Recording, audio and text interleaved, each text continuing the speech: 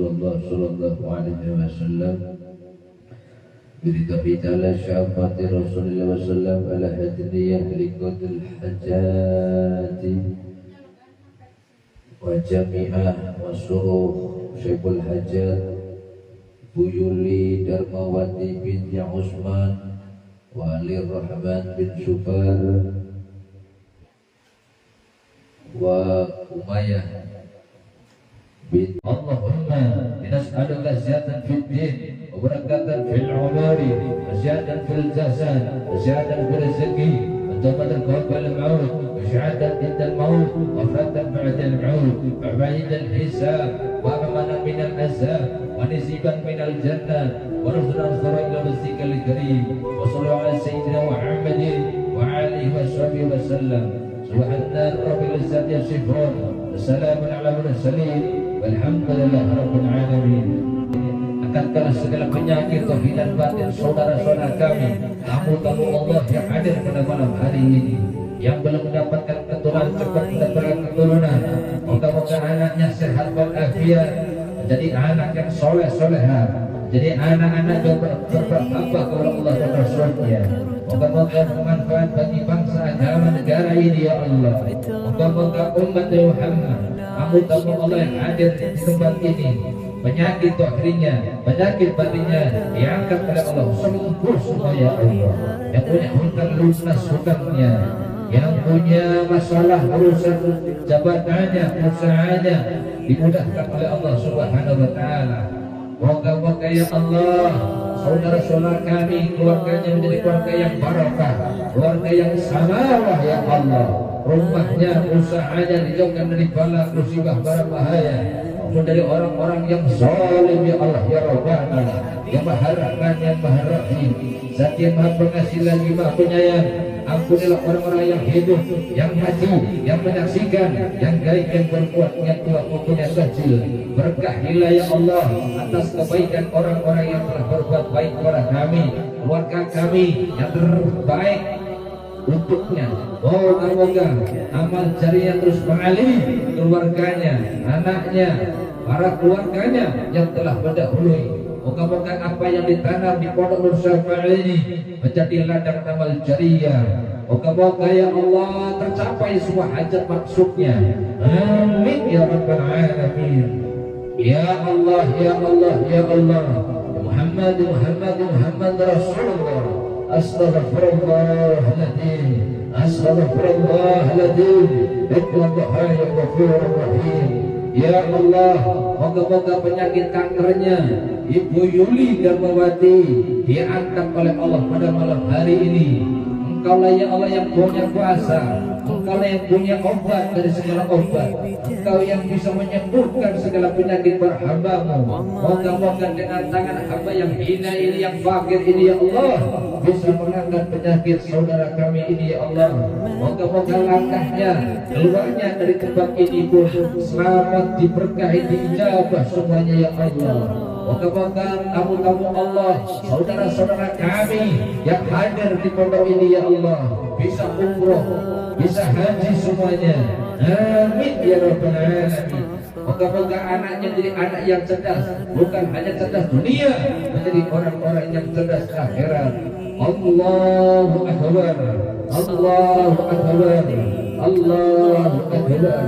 Allahumma bi hurmatin nabi wal hasani wa ahihi wa ummihi wa abihi wa najin min al ghammi allazi fihi ya hayyu ya qayyum ya zal jalali wal ikram. Was'aluka an tuhyiya qalbi nuri marifatika abadan abada ya Rasulullah ya Allah ya Allah ya Allah rahmatika ya arhamar rahimin walhamdulillah rabbil alamin. Ya Allah, demi kehormatan Nabi Muhammad sallallahu alaihi wasallam, Hasan saudaranya, ibunya dan bapaknya, selamatkanlah aku dari kebingungan yang ada di dalamnya. Wahai Zat yang hidup, wahai Zat yang maha tegak, wahai Zat yang maha besar dan mulia, aku mohon kepadamu agar menghidupkan hatiku dengan cahaya marifatmu selamanya. Wahai Rasulullah, ya Allah ya Allah ya Allah, dengan rahmatmu, wahai Zat yang maha pengasih, segala puji bagi Allah Tuhan sekalian alam. بنية قبل الفاتحة.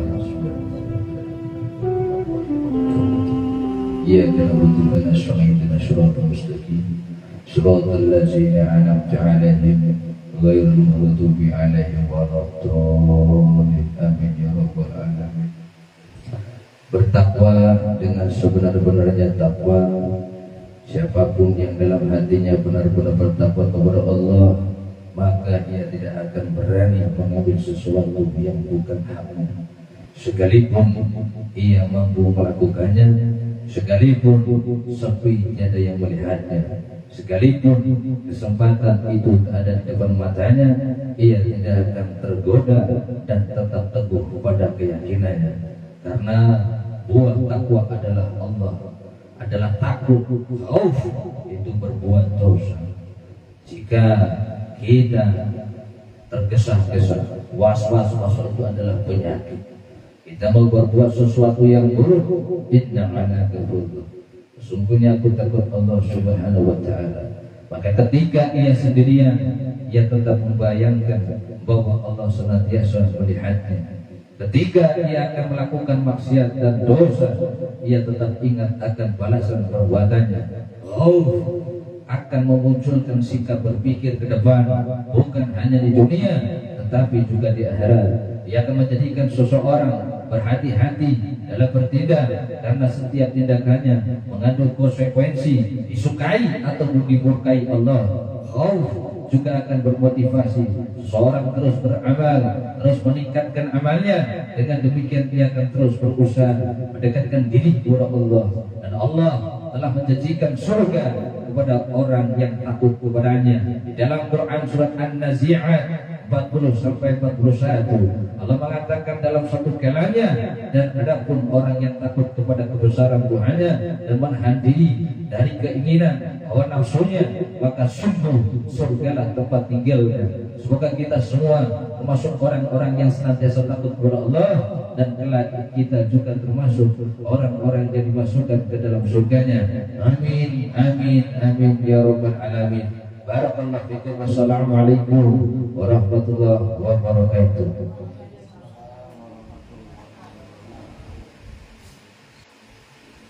Banyak yang sakit ke tengah, bisa agak munduran.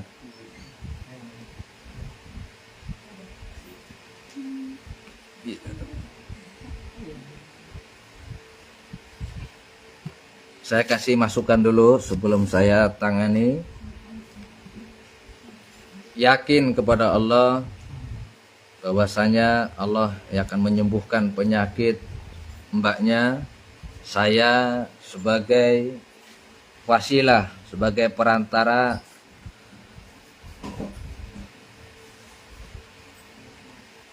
untuk mengangkat penyakit semua yang diderita, yang dialami. Hakikatnya kesembuhan mutlak milik Allah Subhanahu wa taala, hak Allah yang menyembuhkan. Yang kedua, setelah proses yang saya lakukan, dijaga hatinya lagi, dijaga pikirannya, ucapannya, semua yang menjalankan hidup adalah mbaknya sendiri, bukan saya. Selagi mbaknya masih berada dalam bimbingan, nasihat yang saya berikan ini diaplikasikan, insya Allah saya akan jamin kebahagiaan, kenikmatan apapun di dalam dunia, kekeluargaan, apapun maksud tujuan hajat kamu bersama suami, insya Allah diijabah oleh Allah. Jikalau kita punya penyakit, misalnya larinya perantaranya ke dokter, lalu dokter biasanya ngasih resep, ngasih obat. Kalau obat itu nggak mau dikonsumsi, nggak mau diminum, ya percuma, tidak akan bisa meringankan ataupun mengangkat penyakit yang ada di dalam tubuh kita. Sebaliknya, jikalau saya memberikan masukan apapun, bimbingan, tuntunan, pendidikan, kalau tidak ada kesadaran dalam diri, maka tidak akan pernah bisa merubah diri saudara. yang bisa merubah kesadaran kita. Kalau sudah paham, tafadhol diaplikasikan dalam diri, lalu diterapkan, diamalkan dalam kehidupan yang sudah berumah tangga. Sudah paham, Mbak? Nah, nanti proses yang saya lakukan ini adalah saya telaah dulu yang hak, yang batil. Saya nggak akan bahas non medisnya, saya akan bahas medisnya aja. Tadi sudah dicuplik masalah penyakit. Tujuan saya adalah mengangkat. Nah, setelah itu disaring. Jika memang ada campur tangan yang lain-lain, nanti akan timbul fitnah. Muncul lagi pertanyaan. Akhirnya muncul lagi kenapa orang tersebut begini dan begitu. Nggak akan pernah selesai. Jadi kesimpulannya kalau kita sakit, ya yang di pikiran kita adalah solusinya untuk mengobati. Kalaupun ada sesuatu non medis, berarti berawal dari kesalahan kita, kelalaian kita, mungkin ucapan kita yang pernah nyakitin orang, ataupun apa yang menjalankan hidup kan saudara. Allah yang maha tahu, yang jalankan hidup adalah Anda, bukan saya. Jadi saya nggak akan mungkin membuka aib keburukan orang. Cukup keburukan apapun yang saya lihat, kekurangan, kelebihan, saya yang bisa menyimpannya. Saya ambil positifnya aja. Mungkin kalau rumah sakit, dokter ada namanya operasi, dan itu menyakitkan, pasti ada dampak efek samping. Saya angkat penyakitnya, nggak akan ada dampak apa-apa. Nanti kalaupun muntah, pun muntahin aja. Paham apa enggak? Nah, setelah semua sudah ditelaah, ditelisiri dari biang-biang penyakit kanker tadi, biasanya kalau bahasa orang kena tumor ganas, itu kan harus diangkat biangnya. Kalau biangnya nggak diangkat, walaupun dioperasi tetap muncul. Kan seperti itu. Kanker pun seperti itu. Nah, setelah diangkat, baru saya akan berikan pemagaran. Pemagaran dohir maupun secara batiniah. Dohir itu untuk menjaga, melindungi dari yang tidak diinginkan. Secara hakikat, untuk menjauhkan kita dari yang tidak kasat mata. Dan itu pun kembali kepada mbaknya. Bisa menjaga pagar saya apa enggak. Misalnya dengan ibadah dijaga. Misalnya belum bisa sholat 5 waktu, ya dibiasakan, dilawan. Dari 1 waktu, 2 waktu. Nanti akan nambah sendiri dengan sendirinya. Bisa 3 waktu, 4 waktu, sampai 5 waktu. Misalnya nggak bisa, benar-benar parah ini kan. Teknik prakteknya datang ke tempat orang meninggal. Ikut takziah, ikut mandiin, ikut ngafanin, ikut yang namanya nyolatin. Setelah nyolatin, nanti yang nanam di liang lahat saudara sendiri. Itu terapinya untuk melawan rasa malas ibadah kepada Allah. Jadi cara terapi untuk refleksi ruhaniyah, tamparan-tamparan yang pedih, itu salah satunya. Terus misalnya anak kita juga malas, ataupun saudara malas ibadah, terapinya bisa. Dengan sibuk apapun dunianya, ya masa sih nyempetin waktu sebentar. Sholat itu nggak berjam-jam. 5 waktu itu anggap aja 2 jam. Semua total dari zikirannya, wiritannya, pembacaan Quran dan sebagainya. Sedangkan kita diberikan waktu 12 jam. 10 jam untuk dunia, 2 jam untuk urusan akhirat, masa nggak bisa nyempetin. Bisa dengan praktek juga. Oh, ini orang benar mati hatinya nih, malas ibadah. Nah, di saat lagi kerja, lewat aja ke masjid. Jadi setiap kita lewatin masjid. Nanti insya Allah akan dapat undangan dari Allah. Dari kita biasa naik motor, naik mobil, biasakan lewat masjid. Nanti akan ada undangan dari Allah. Akan dipanggil oleh Allah. Makanya umur tidak ada yang tahu. Orang meninggal itu nggak mandang usia. Mau muda kek, mau tua kek, nggak harus sakit juga. Jadi jangan bangga, takabur, sombong dengan Allah seolah-olah kita itu diberikan umur panjang. Orang yang takabur adalah orang yang tidak mau istighfar. Orang yang takabur adalah orang yang di saat diberikan nikmat lupa sama Allah, lupa sama yang memberikan nikmat selama ini. Miftahul jannati as-shalah, kunci surga itu adalah sholat. Perbaiki sholatmu, maka urusan duniamu, jabatanmu, pangkatmu, apapun urusannya dunia, semua selesaikan oleh Allah. Jadi intinya cuma di situ, cuma pengaplikasiannya yang sulit manusia ini kalau nggak dilawan dari diri kita. Paham belum, Mbak? Paham. Oke, kalau sudah paham, sudah mantap, diniatin dulu, diawali basmalah. Nah, setelah ini selesai, baru saya ruat suami istrinya, tak gatuk nih kalau sudah diangkat kankernya. Bisa sering ingat-ingat kalau baru sebenarnya. Ya nggak usah bahas itu, bahas kayak itu nggak ada habisnya. Kalau mau tuntasin ya sekarang ruat rumahnya. Mundur balikin. Oke.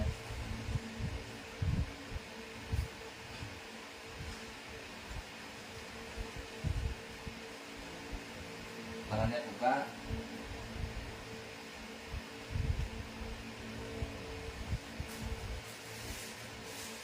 Usapin kayak gini. Ya, usapin. Dihirup. Dot. Parfum itu parfum. Wangian yang paling dicintai oleh Rasulullah, sebaik-baiknya wangian adalah minyak kasturi ataupun misik. Karena minyak tersebut adalah minyak yang dibenci oleh kaum kafir, para jin yang kafir.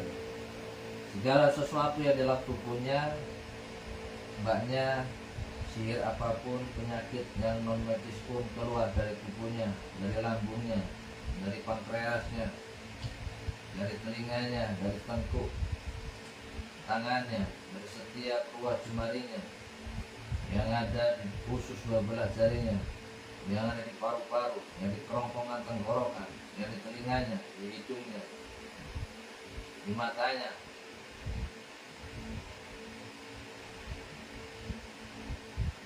Hirup lagi, jangan nanggung-nanggung kok minyak wangi.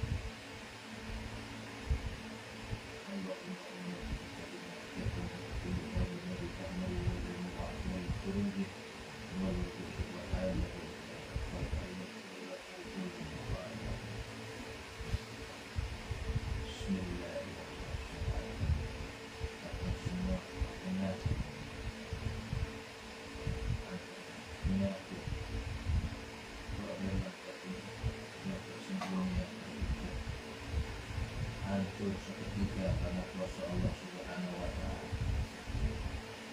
Bismillahirrahmanirrahim.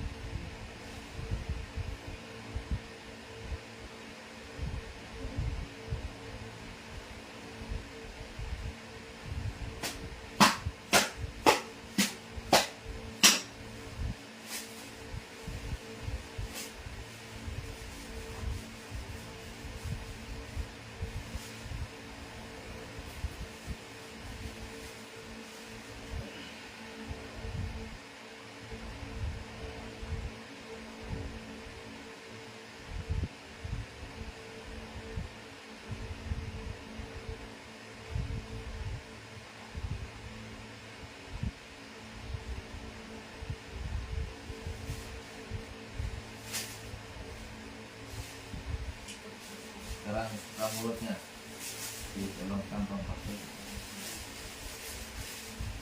Dan mungkin buka mulutnya lebar-lebar.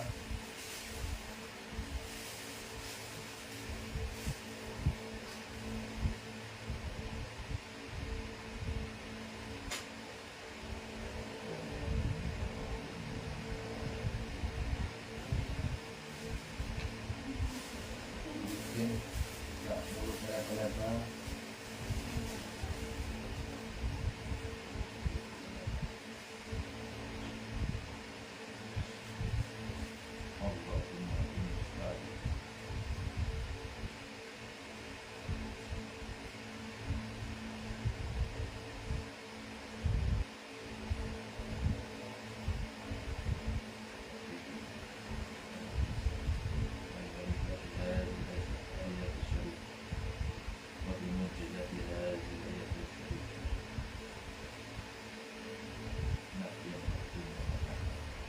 Segala sesuatu dalam tubuhnya semua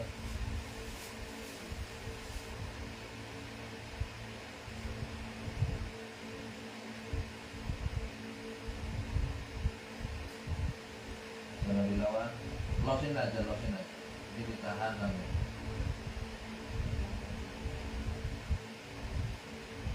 Apapun yang berontak gak usah diikutin, losin aja, dia mau ngapain terserah.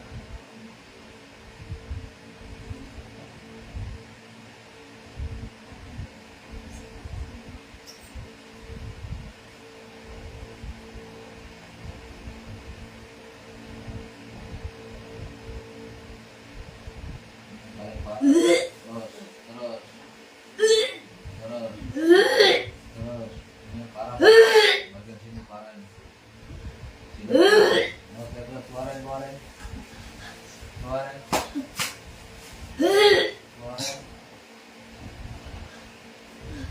keluarin. Yo, keluarin aja. Jangan ditahan. Keluarin semuanya.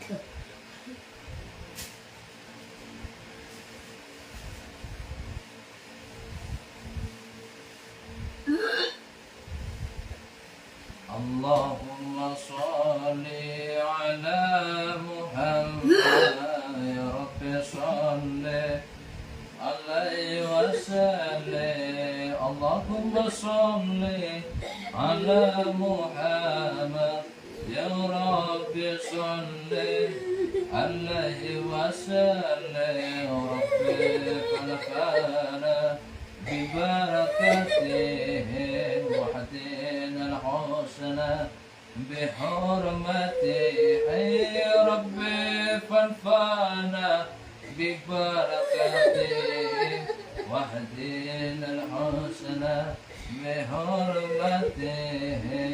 اللهم صل على محمد يا رب صل عليه وسلم. اللهم صل على محمد يا رب صل عليه وسلم. Semuanya di dalam plakatnya keluar, di sini keluar sini, jangan di sini keluar.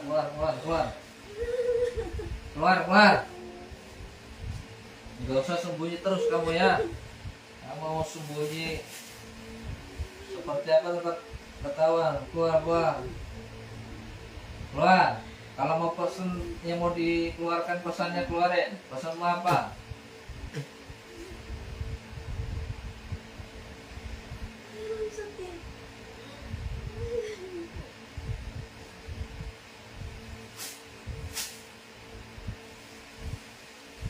Jadi terus keluarin. Terus keluarin.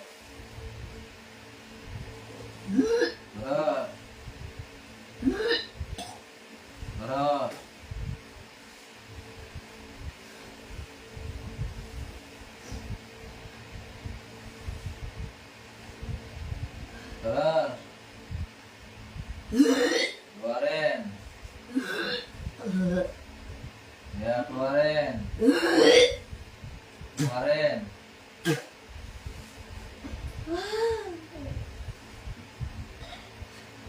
Keluarin. Yang di kepala sini. Bismillahirrahmanirrahim. A'udzubika limatilika wa min syarri ma khalaq. Allahumma inna kalimatika dulu deh. Allah ayakullah.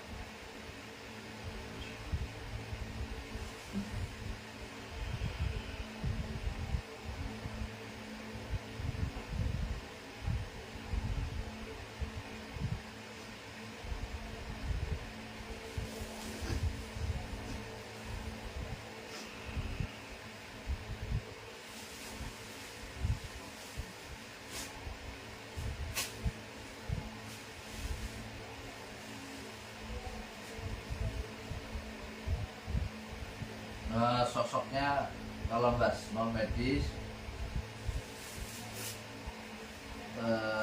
ada yang mau berinteraksi, cuma mbaknya ini nggak bisa apa ya, adaptasi mengaplikasikan, itu perlawanan terus. Iya bos. Di sisi baiknya mau ngomong tapi untuk mengakses otaknya agak sulit.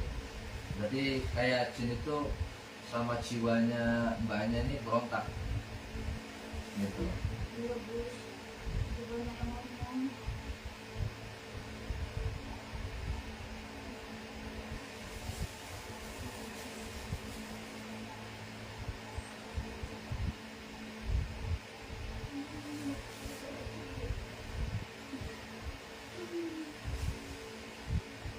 Ini bagian ulu hati di sini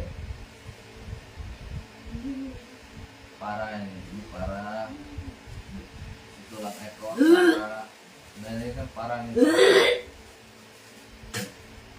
Keluarin aja, keluarin semuanya, jangan ditahan, ini ditahan ini masalahnya.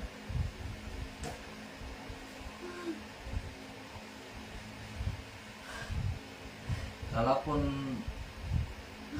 sesuatu yang buruk, yang batil keluar dari tubuh manusia, ya bisa dengan apa saja, dengan muntah, dengan tiba-tiba menangis, tiba-tiba sedih, tiba-tiba kita dihantui dengan sesuatu rasa takut yang luar biasa, tiba-tiba kita teriak, itu adalah bentuk sihir, itu keluar dari tubuh manusia. Jadi kalau mau menandakan penyakit keluar dari tubuh manusia seperti itu. Dan orang yang diterapi seperti ini tidak hanya orang yang alami penyakit non medis, penyakit medis harusnya seperti ini. Harus dikit-dikit dokter, dikit-dikit dokter. Cuma kalau mau diterapi ruqyah sendiri mandiri bisa saja, cuma kadang-kadang ada efek bahayanya karena nggak ada yang nemenin, nggak ada yang ngejaga. Namanya kayak gitu kan, kita nggak tahu apa yang akan terjadi. Kadar sakit ataupun misalnya ada gangguan unsur gangguan nih, misalnya dia berontak apa-apa kan nggak ada yang bisa ngobatin. Jadi kalau terapi mandiri hasilnya kurang tepat. Harusnya ada orang-orang yang khusus yang memang punya keterampilan, kemampuan di situ.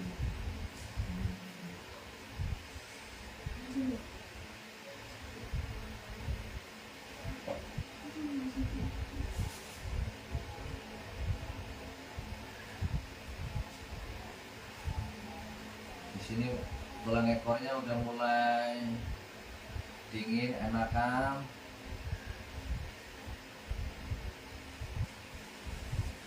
Di sebelah sini masih sedikit, 35%. Keluar. Sakit. Keluarin. Saya main pelan aja nih dari tadi, santai. Sakit. Los karafmu. Sakit ya. Sakit. Keluarin. Ayo keluarin. Keluar. Sakit. Kamu di ini pekarangan rumah kan? Nah, ini perkara rumah kan ini kan. Keluar gak? Ini malas ibadah ngapa nih? Keluar gak?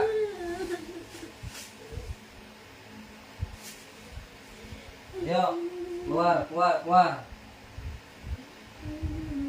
Ini saya bermain dengan kamu pelan ini, nggak mengeluarkan jurus barak kokok. Kalau jurus barak kokok hancur kamu. Mau keluar gak ini? Ya sakit lah, wong sarang gaibnya di sini. Ini yang membuat sering emosi di sini nih. Sini.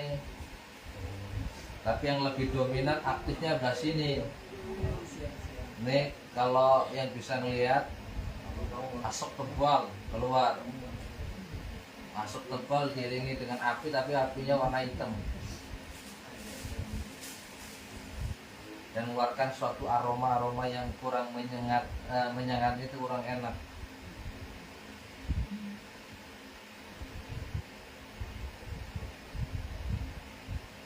Jadi kalau misalnya mau sakit itu bukan manusianya, lebih banyak karena berontaknya sesuatu yang di dalam itu tadi.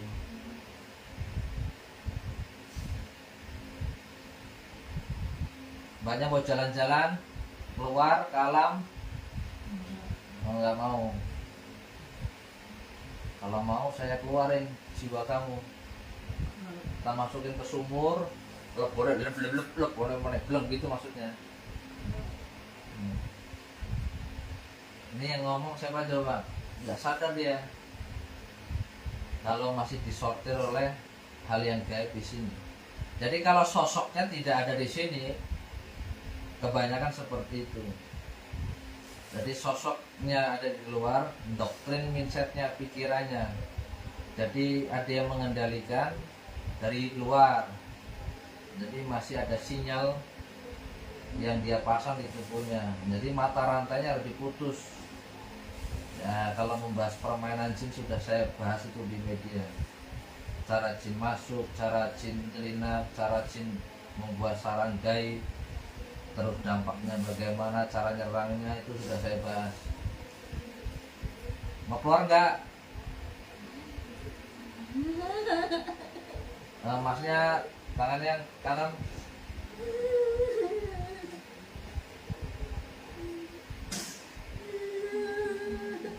Buka hijabnya, diolesin di leher. Dari sana belakang. Nah, jilbabnya angkat sebentar.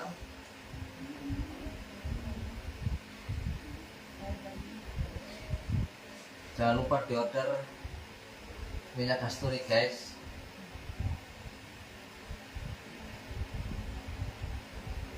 Orang itu kalau udah parah baru nyari, padahal mencegah itu lebih baik. Sudah diolesin? Oke, ya udah, mijitnya nanti di rumah aja.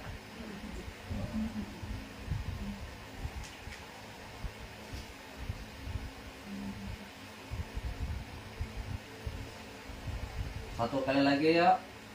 Tenang. Buka mulutnya lagi lebar-lebar. Jangan ditahan ya. Ini belah sini agak alot gitu. Tahu alot? Nah ya. Sini, keluar. Keluar semuanya. Melawan kamunya. Terus.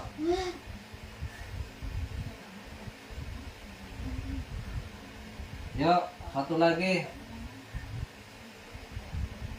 Ustaz. Wah, ini bisa ngomong baik, ada ganti ngomong mana? Yuk.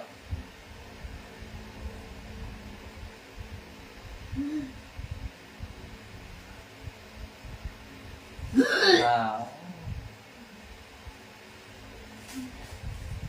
Lagi. Ini masih nih. Ojo ditahan lagi. Los nih. Yuk. Nah. Lihat.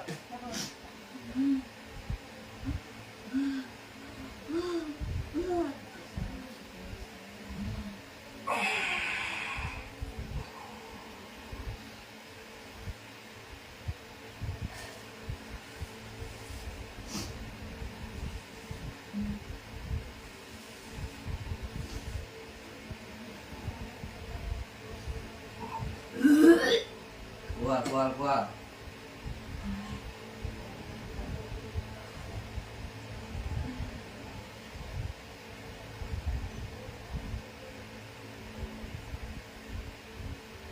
Oke, break dulu. Sudah selesai, tinggal dimandikan. Aku tak nyantai sih.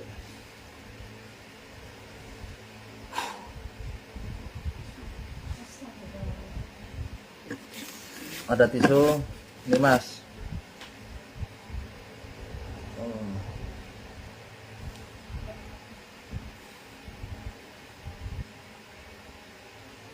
Jos gandos. Aslinya sosok gaib itu mau berinteraksi. Kebiasaan permainan mereka seperti itu. Tapi kalau orang yang nggak paham ya tetap banyak manipulasi. Taunya udah hilang, taunya gini-gini. Karena dia tidak memahami cara kerjanya mereka seperti apa, nyelinap. Pokoknya jarang orang paham masalah hal hakikat kegaiban. Nah, orang-orang yang memahami hakikat kegaiban yang sebenarnya ya hanya orang-orang tertentu. Dan perjalanan seperti saya pribadi pun nggak bahasanya instan, sehari, 2 hari, sebulan, 2 bulan, puluhan tahun pengalaman yang luar biasa dari memahami cara mereka berkembang biak, cara dia menipu dengan permainan dia. Maka sepicik-piciknya manusia ada yang lebih picik. Ya tidak jauh dari hawa nafsu dulu dari diri kita, terus dari bangsa yang gaib tadi.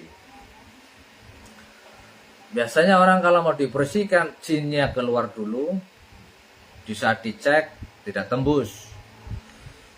Kadang ada sosok yang di dalam tubuhnya dia menghijab, menutupi. Jadi kalau dilihat, dideteksi, misalnya kalau deteksi itu kita ngelihat seberapa kuat sinyal yang gelombang yang dipancarkan. Kadang posisi kita deteksi, kita nggak merasakan apa-apa karena dia membendung, menghijab, jadi nggak bisa deteksi. Kalau hijabnya tidak dibuka, maka tidak akan kelihatan tabirnya. Itu sedikit sajalah ceritanya, karena membahas begini udah sering banget saya bahas sih. Belajar ilmu nggak ada yang gratis masalahnya. Iya Bu, kadang-kadang kita ini mengedukasi orang. Kebanyakan orang tuh kalau nyimak dengerin sesuatu sepotong-sepotong. Jadi kalau mau bahas apa-apa sekarang kita itu udah tak batasin aja lah. Kadang-kadang pun disalahgunakan sama orang. Jadi kayak ada tamu yang mau ngebahas masalah hal ini hal itu, datang aja ngobrol enak, kayak berbagi pengalaman, pengetahuan. Minum air putih dulu yang banyak, katanya pengen cepet hamil.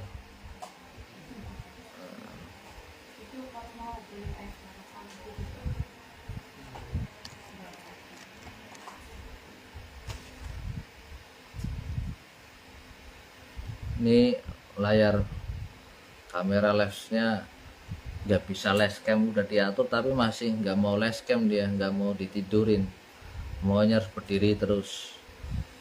Ini kalau diambil di YouTube nanti dipakai layarnya cuma separoh. Kalau lashcam ini maksudnya kan layarnya lebar penuh. Kalau layarnya berdiri yang kelihatan cuma 1 titik, kanan kirinya nggak kelihatan.